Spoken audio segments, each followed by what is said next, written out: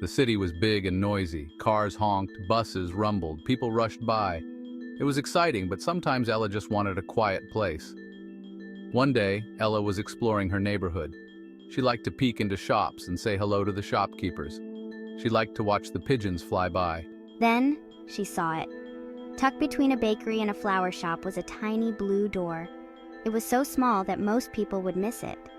Ella, though, was curious. She reached out and turned the doorknob.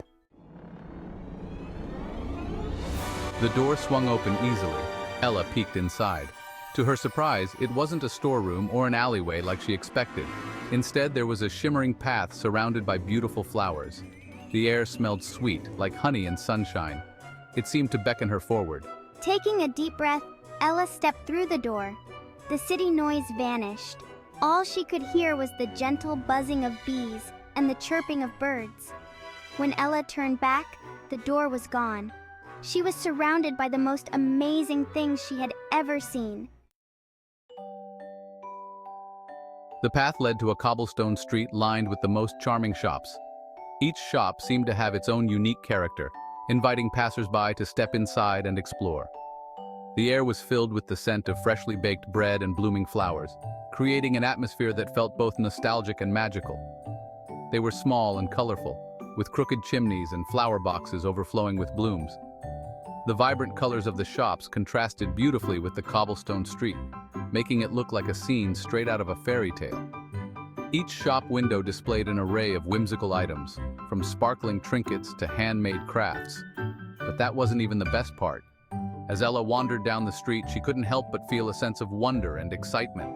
Every corner she turned revealed something new and enchanting, making her heart race with anticipation. The shopkeepers were talking animals. Each one had its own unique personality and charm, adding to the magical ambiance of Whimsy Street. They greeted Ella with warm smiles and friendly chatter, making her feel right at home. A squirrel sold nuts and berries. It chattered cheerfully as it handed over small bags of fresh produce, its tiny paws moving with surprising dexterity. Ella couldn't help but giggle at the sight.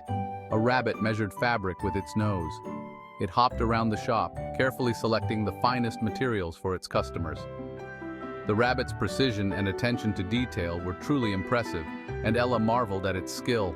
And above it all, tiny fairies with shimmering wings flitted about, their laughter like tinkling bells. They danced through the air, leaving trails of sparkling dust in their wake. The fairies added an extra layer of enchantment to the already magical scene, making it feel like a dream come true. Ella had discovered a magical world hidden within her own city. It was a place where the ordinary became extraordinary, and the impossible became possible. She felt a sense of belonging and excitement that she had never experienced before. This was Whimsy Street, a place where magic was real and anything was possible. The street was alive with vibrant colors and a magical ambiance that seemed to pulse with energy. Every step Ella took felt like a step into a new adventure, and Ella was about to have the biggest adventure of her life. She couldn't wait to see what other wonders Whimsy Street had in store for her. With a heart full of excitement and a spirit ready for exploration, Ella set off to uncover the secrets of this enchanting place. As Ella walked down Whimsy Street, her eyes wide with wonder, a sleek black cat with emerald eyes approached her. He bowed low. "Welcome to Whimsy Street, young one," the cat purred. "My name is Midnight. How may I assist you?" Everything is so magical, Ella exclaimed. Are you really talking? Midnight chuckled. "Of course, my dear. In Whimsy Street, we all have our own special talents." He looked at Ella thoughtfully. "Tell me, child, what is your talent?" Section 5, The Mystery of the Missing Moonstone. I don't think I have a talent. I'm just Ella. Just then, a tiny fairy with shimmering wings fluttered down, landing on a sunflower nearby. Oh, but you do have a talent, dear Ella. We need your help. The fairy explained that the moonstone, which lit up Whimsy Street at night, had gone missing. Without it, the street would be plunged into darkness. The moonstone only responds to a special melody, but we've forgotten the tune. This was a problem, but Ella was determined to help. Maybe, just maybe, she did have a hidden talent after all. Section 6, The Whispering Woods. Midnight led Ella to the edge of Whimsy Street, where the cobblestones gave way to a lush forest. The Moonstone is hidden in the Whispering Woods, but be warned, young one. The woods only reveal their secrets to those who listen with their hearts. Taking a deep breath, Ella entered the woods. The trees were tall and ancient, their branches intertwined overhead, blocking out the sun. As Ella walked deeper, she started to hear whispers carried on the breeze. They were faint and melodic, like a forgotten song. Section 7. A Melody for the Moonstone. Ella stopped, closing her eyes. She focused on the whispers, letting the sounds wash over her. Slowly, the whispers became clearer, forming a beautiful melody. It was a simple tune, but there was magic in its simplicity.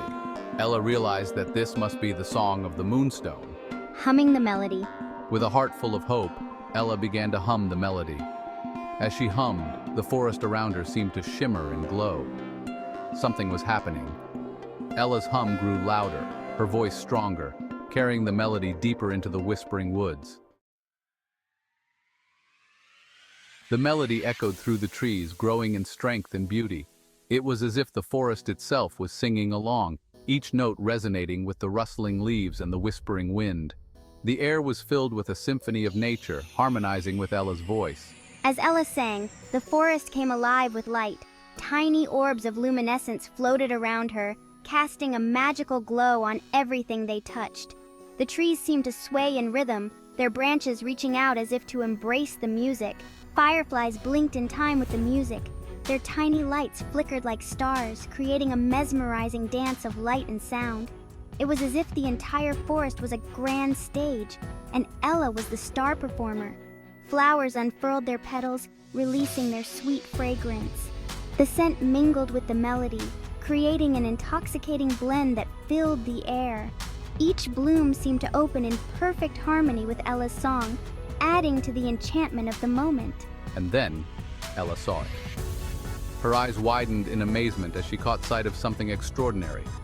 Hanging from a branch, bathed in a soft light, was the Moonstone. It shimmered with an ethereal glow, casting a gentle light that seemed to pulse in time with the music. It pulsed gently, as if breathing in time with Ella's song. The Moonstone seemed to be alive, responding to the melody with its own rhythm. Ella had found the Moonstone. She reached out and gently cradled it in her hands, feeling its warmth and energy. It was a moment of pure magic, a connection between her and the mystical object. And she had discovered her own unique talent, the ability to hear and understand the music of magic. This newfound ability filled her with a sense of wonder and excitement. She realized that her voice had the power to unlock the secrets of the enchanted forest. Ella continued to sing, her voice clear and strong, guiding the Moonstone out of the woods and back to its rightful place on Whimsy Street. The path before her lit up with each note, leading her safely through the forest.